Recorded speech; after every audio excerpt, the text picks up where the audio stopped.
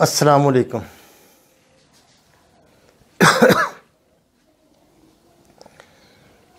देखिए नाजरीन, अभी जो अगला मौजू शाह साहब ने हमें दिया है वो है यूरिक एसिड और कस्ट्रोल।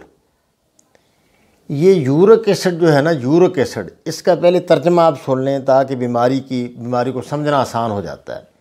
यूरिक यूरिन से है, यूरिन का मानी पेशाब, और एसिड होता है तेज़ाब।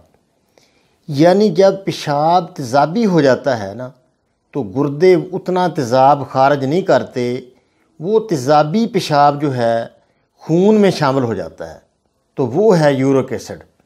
वो जितनी जिस्म में खलाएँ होती हैं वो मादे, ऐसे यूरिक एसिड वाले मादे जो होते हैं खून में चले जाते हैं, वहाँ से जोड़ों के अंदर वो फंस जाते हैं, जोड़ों को सख्त कर देते हैं, वो चलना मुश्किल हो जाता है, तो कहते हैं यूरिक एसिड बढ़ गया।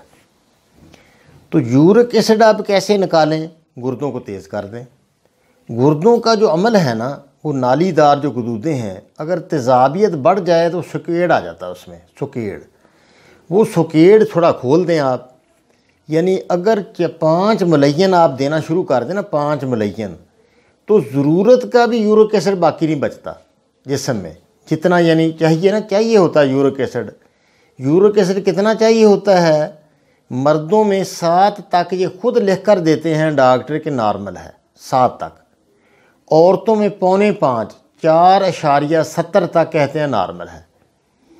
तो ये 6 ही होता है ना मर्दों में, जब 6 भी होता है तो ज़रा तकलीफ़ शुरू हो जाती है, जोड़ों में दर्द, और इसके डॉक्टर इलाज करना शुरू कर देते हैं। मसलन जिस चीज़ को खुद ये डॉक्टर मानते हैं कि 7 तक नॉर्मल है, फिर नॉर्मल चीज़ का इलाज क्यों करते हैं? यूरिक एसिड के पीछे क्यों पड़ते हैं? तो वो वाक़तन जो तकलीफ़ शुरू हो जाती है, ये हमारी हिकमत में है उज़लाती असाबी, खुश्क और सर्द। तो खुश्की सर्दी उसकी तोड़ दें। खुश्की सर्दी का तेज़ी से हल, वैसे तो खुश्की सर्दी खुश्की गर्मी कर दें, वहाँ 4 नंबर तहरीक खुश्क और गर्म पैदा कर दें, 4 मलयन भी दे दें तो मसला हल हो जाता है, ऐसा मसला नहीं है। लेकिन 5 मलयन जो है इस तरह की चीज़ है कि जितनी जिस्म को गर्मी की ज़रूरत होती है उतनी रखती है और बाकी खारिज हो जाती है, ज़्यादा बंदा नहीं उसमें गर्मी पैदा महसूस होती बंदे को। तो ये बेहतरीन हल है। 5 मलयन दे दें और थोड़ा थोड़ा एक एक रत्ती 6 त्रियाक भी दे दें। पहले मैंने बताया है कि ये अपना आग का दूध 10 ग्राम और हल्दी 150 ग्राम, ये मिला कर थोड़ा इसको रगड़ाई करें, फिर कढ़ाई में डालकर थोड़ा इसको भून लें, फिर इसको बारीक करके रख लें, चुटकी चुटकी 3 बार ये भी साथ दे दें, तो इंशाअल्लाह ज़रूरत का यूरिक एसिड भी नहीं रहेगा। अब आ गया कस्ट्रोल। कस्ट्रोल को ट्राई ग्लैसरा, ग्लैसरा, जिस तरह की कई तरह के 2-3 कस्ट्रोल निकाल लिए गए हैं। तो हर कस्ट्रोल जो है ये तेज़ाबी अमल है, तेज़ाबियत है, तो वो भी इसी से ही हल हो जाता है। कस्ट्रोल का इलाज भी 4 मलयन कस्ट्रोल का इलाज है। 4 मलयन क्या है? अजवैन देसी 10 ग्राम, तेज़पात 10 ग्राम, सुरख राई 10 ग्राम और गंधक आंवला सार 30 ग्राम।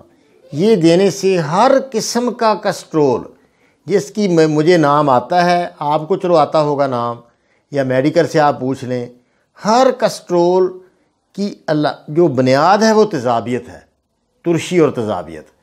उसको आप बोतल पेप्सी, कोका कोला वगैरह ये बंद कर दें। दही, खट्टी लस्सी, अचार वगैरह ये भी उसका बंद करें। आलू सारा तेज़ाब है। हम छोटे होते थे तो उसमें तारें गुजार कर हम बल्ब रोशन करते थे, वो बैटरी बनाते थे हम उसकी। तो ये एसिड बहुत ज़्यादा है, आलू के अंदर बहुत ज़्यादा एसिड है, आलू बंद कर दें। कद्दू में कोई एसिड नहीं।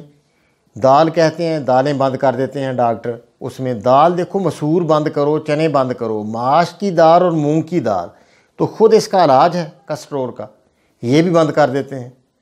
तो ये कतन बंद नहीं करेगी। मूंगी की दाल जो है पुराने ज़माने से हम दे रहे हैं, आप लोग समझते हैं कि बीमारों को देते थे। वो क्यों देते थे बीमारों को?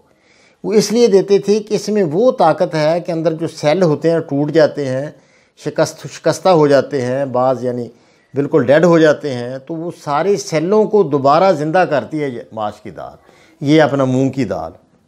ये बाज़ इसको मजहबी तौर पर इसको समझते हैं कि ये इबादत है ये, और हकीकत है किसी तरह इतनी ये अच्छी चीज़ है। हम इससे सबसे सस्ती दालों में यही दाल है, लेकिन हम लोग खाते नहीं। तो इसको अगर खाया जाए तो बहुत ही बेहतर है। कोलेस्ट्रॉल वगैरह, यूरिक एसिड तेज़ी से नीचे आ जाता है। तो इस तरह आप कंट्रोल करें यूरिक एसिड को और कोलेस्ट्रॉल को। इस तरह आप इंशाअल्लाह तेज़ाबियत उसकी ख़त्म कर दें, कोलेस्ट्रॉल ख़त्म हो जाता है, कोई मसला नहीं है।